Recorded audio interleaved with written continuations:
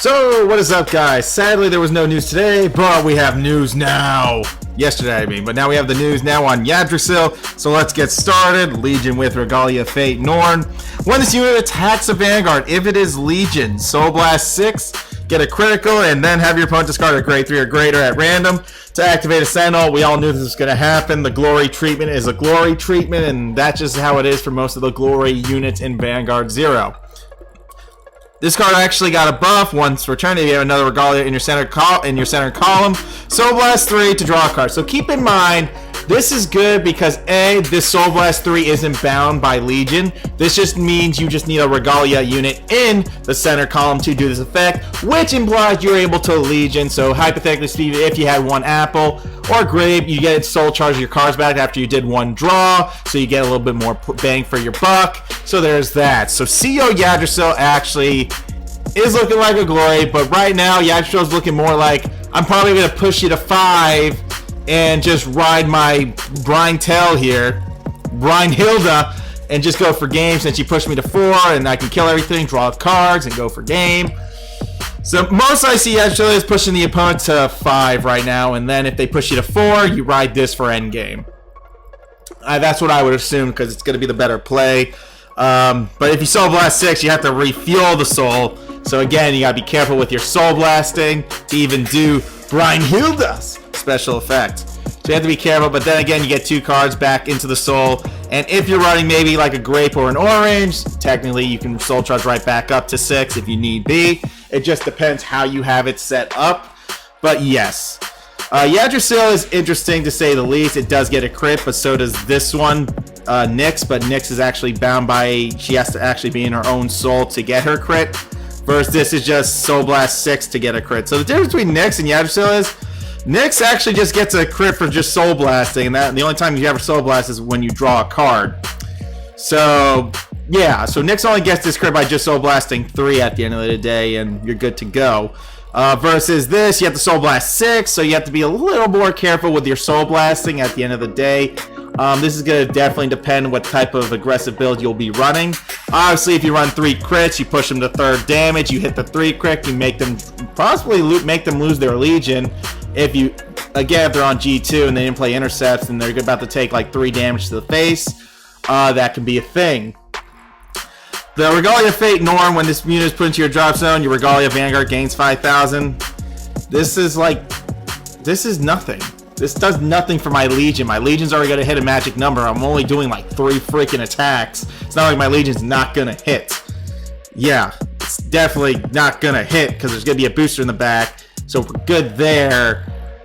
So yeah, I don't know why this unit couldn't be better. Maybe we gave 5,000 to a rear guard, I'd be happy, but Vanguard's like almost pointless sometimes. Like seriously. This is our Legion mate, by the way. Awkward. Regalia Fertility, Freyja. When your unit legions, so when you legioned, this is going to be one of those like once per turn cards, but if you have another one of these, technically you can do the effect again, so you have 2 of these in your hand. You can Soul Charge 6 cards, and both of these units become 14Ks. So that's good. I mean, yes, it's a situation. You got Soul Blast 6, and then you got a Legion again, restock your deck, and just keep going for like big plays, but this unit isn't bad because it's technically a power creep column. Goes up to 21 with a 7K booster, so you're going to have a lot to work with the Regalia units, and technically there is a Regalia 7K unit. It's not just this G2 that does the effect. We do have a G1 that's going to do the exact same effect. So you will have a 7K booster right there. So all in all, Yggdrasil kept the glory effect, but we all knew that was going to happen.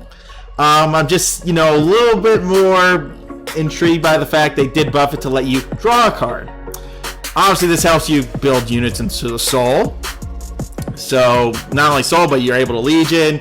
And if you're running apple and orange and all that stuff in grapes, you'll be able to recharge the soul afterwards, so it's not like you lose anything. I possibly would tech maybe like some orange and grape just to keep the soul intact for Yggdrasil, because she already has G2s and G1s that actually recycle the the Regalia units if they're in drop, so you can do the effect again and again and so on and so forth. So there's a lot of things to look at when it comes to this deck in particular. Like we said before in the previous video, you won't ever deck out with Genesis now more than ever, even if you misplayed and actually soul charged too much, as long as you draw a Legion, you technically put yourself back in the game. And if all your heals are in drop, you ride a Legion on top of Legion, recycle all your heals, keep healing, then ride another Legion on top of Legion. Continue the cycle till you run out, because obviously every time you Soul Blast, you're technically putting the Legion back in the drop zone to do another draw effect. So writing this or writing this, keep in mind these effects, these once per turn Regalia to Soul Blast 3 to draw a card isn't bound by a Legion effect. So you can Legion after you Soul Blast. So if this is in your Soul, Soul Blast it, return it, Legion. Soul Blast in the Soul, Legion. So increase your Legion targets by 10-fold, so you always have something to work with, and always recycle your heals. So no matter what, you'll always have triggers in the deck by the time you Soul Charge maybe everything, or maybe a little bit, to the extent that you don't want to deck out anymore, so you're just going to put a couple dud units back in the deck, so you don't deck out from all the healing. So that's like the only interesting thing I'm really seeing here with Genesis. Genesis will be a nice deck to play, because they can run aggressive triggers and really be a threat. The Soul Blast 6 is nice, but it's like more of like, I guess I gotta push him to 3 and pray I hit a crit, or I hit the crit, push him to 5. Now I have to do something else here to gotta get the end game if he gave me 4th damage, so you might have to use a different type of unit. So obviously when you Soul Blast 6 and you have Orange and Grape and those guys, and you want to Soul Charge as much as you can to hit the crit, it wouldn't be so bad. It wouldn't be so bad to do that. It just depends where you're at with this unit in the match. Hopefully your soul's charged. Maybe you didn't do the Soul Blast 3 to draw a card. You're kind of just playing around with your soul a little bit when it comes to oranges and apples, and you try to work around the Regalia factor in playing Genesis. That's like a thing I'm noticing here. Because Nyx is amazing, and Brynhilda is amazing. Nyx is actually looking good because she gets a crit practically almost for free, as long as she is in the soul, and it's pretty easy to get in the soul due to the G2 and G1. Because again, if you trigger it and it's in drop, guess what? There you go. Soul Charge, Soul Blast, draw a card. Oh, I'm Legion, I get a crit. There you go. So there's a lot of things. Like, this is like an easier crit to manage because there's units that actually put the card into the soul. Especially this card can go into the soul too if you want to. But also this in particular is another thing. This is another good thing to keep in mind with Yggdrasil. It's mostly like endgame at best to kind of push them, but if you ride this or this, keep in mind, think about your options for what's going to be faster for my push plays. I mean, Nyx going to be faster because I already have a Nyx in my drop. So if I charge my Nyx, I Soul Blast 3, I Legion, everything goes back, and I'm doing my freaking, you know, oranges and grapes and so on and so forth. So pretty much orange and grape kind of keeps your soul intact with like 4 cards, with the other 2 cards being the cards that you ride on top of this, that equals up to 6. So that's very important to keep in mind. Keep track of your souls, going to be more brain heavy. So make sure you play correctly and you're soul charging to an extent that you know you can go to Legion back and not deck out and do a lot more things. But yeah, so far looking at both of these, Nyx, I'm leaning more towards Nyx a lot since the crit for her is easy and you get to draw cards. Yeah, you can probably play 5 crits, 4 draws.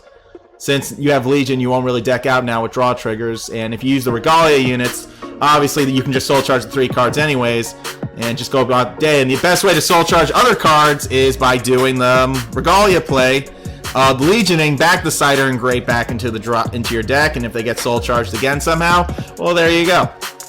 So something around those lines. Oh no, not bad, especially this common's really good. I would possibly run it since it is a CB1, Soul Charge 3. But you gotta really work on your ratios. Genesis have so many good cards, now you have to really focus on a decent ratio for this to profit this, and profit your Nyx, obviously. So you have to find your ratio where you'll have good intercept game, blocking some attacks, going for hitboxing, so on and so forth. Honestly, this deck is, Genesis is really good in the Narukami matchup. Because they're going to kill your intercepts anyways. The best you can do is just rush them with your crit plays and try to go for game. That's what I recommend to you, because that's the best way to go about Genesis in a Narukami match. The faster you rush, the easier it gets. Now, hypothetically speaking, we didn't really discuss this. Are we even going to run the new PGs anymore since Legion's a thing? Possibly not. Maybe mix it. More mixed PGs. Because now looking at Genesis and how Legion functions, we don't need LB4 to use our Legion effects. So we could legit go back to old school PGs and just pull this off. The only issue with Genesis is they don't have old school PGs. They're stuck with the 5. But other decks could go about that route now since Legion's a new thing. And with that being said, the PG mechanics are going to be very different for certain decks. Because obviously, we don't need Limit Break anymore. We're on Legion now. We can go back to old PGs and not take heavy crit damage so your opponent's big crit plays fail. So there's that. So anyways, guys, that's all we have for you today. I hope you guys enjoyed this reveal. Thanks for watching. Y'all be good. Y'all stay safe, and I'll see you all another time. Peace out. Thank you, homies, for watching and subscribing. Peace.